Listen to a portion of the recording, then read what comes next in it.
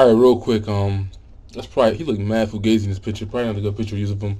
He looked like a gay gangster. But anyways, I get a man credit where credit is due. Roland Martin. He uh he addressed something that I didn't think anybody in the media would address. He pointed out the hypocrisy or the double standard, I guess, with the situation with Jay Z, his baby mama sister, and he had an elevator, and he pointed out how everybody's making jokes and it's funny, and people ask silly questions like, what did he say to her? Like that matters. I even had a dude tell me at work, he was like, because I was pointing out how, if it was the other way around, if he would have Chris Bound her, it would have been a different story. Even though he was retaliating, he like it didn't hurt him. So I guess there was a narrative too. A chick's supposed to just sit there and let her hit you and not respond. But in his situation, he did the right thing because it was on camera, and he has a lot more to lose. But Roland Martin does address this in his segment, and I guess he calls on some specialists, some psychologists, and they point out that 40% of domestic violence abusers or person who are abused are men. But check it out. Angela P. Shannon, both of them specialize in the issue of domestic abuse. And Angela, I'm going to go to you first. What about this issue that I'm talking about? When you look at this reaction to this Beyonce, Jay-Z, Solange video, folks are joking about it. Folks are cracking on Jay-Z. Oh my goodness, what did Solange say to him? But this does speak to a double standard in our society where we don't take it as seriously when a woman hauls off and hits and kicks a man. If this was reversed, or even if Jay-Z had forcefully responded in defending himself, he would be ripped to shreds and there would not be the same reaction.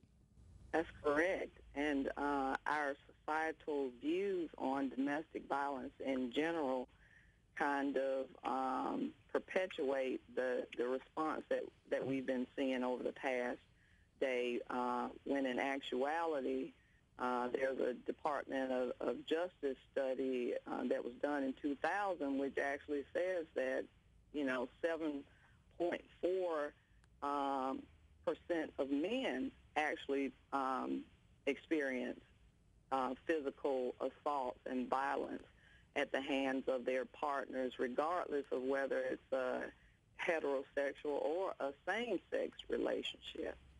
Dr. Owens? I think that a lot of people are trying to rationalize the behavior and to say there's some other underlying issue, but I think that anytime there's actually any form of violence, it has to be taken seriously. And I do think the point that you made is very important. If Jay-Z had responded, the tweet, the Instagram would have been totally different than what we're actually seeing out here today. In fact, when you say that issue, when you say in terms of when we say how people respond and sort of these excuses they make, Dwight, what jumped out at me, I heard people literally asking, well, we need to know what he said to her. And I said, whoa. I don't recall anybody saying, what did Rihanna say to Chris Brown? I mean, literally, it sounded as people were trying to make an excuse to say, well, if he said something to her, well, then I then understand why she would respond that way. Well, understanding why Angela, she might respond. Angela, go ahead. Understanding why she may have responded that way to something he possibly said to her doesn't make it legal or right. Right. So it doesn't justify the response. Right. But my point is, I saw a significant number of people constantly making that point, and I'm going, really? I'm going, how? I'm going, you guys are going to seriously rationalize this whole deal there, and so that's why I brought up the Chris Brown Rihanna deal, because that wasn't the case there, Dwight. And I said, look, if you're going to rationalize one, rationalize the other. Yeah, that is true, and I think that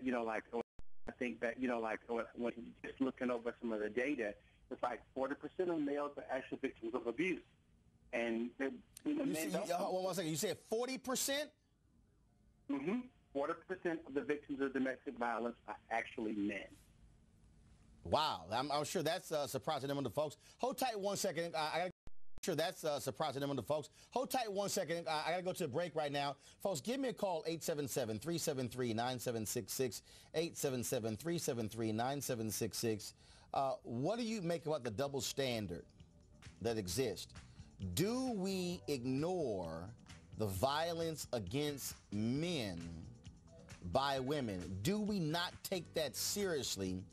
And I mean, those questions are hopefully rhetorical, but yes, we don't take it seriously. We ignore it, and I think, what was his name? I forgot his name.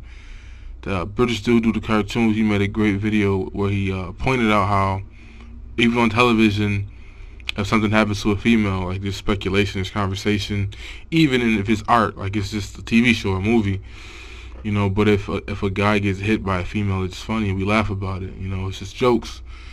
But one thing I would disagree with Roland about is when the situation happened with Chris Brown and Rihanna, I still ask those same questions. I wonder, what did she say or what did she do to have that altercation take place? Because there's two sides to every ass whooping. So, you know, I ask the same questions. But yeah, there you have it. Jay-Z got whooped out by his baby mama sister in the elevator, and everybody thinks it's all funny games. But had it not go down like that, had he retaliated and defended himself, it would have been a whole different story.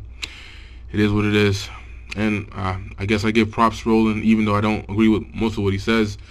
He actually brought this to light. Let's see if any other stations will do the same and point out the differences in how we view violence between when it's a woman hitting a man.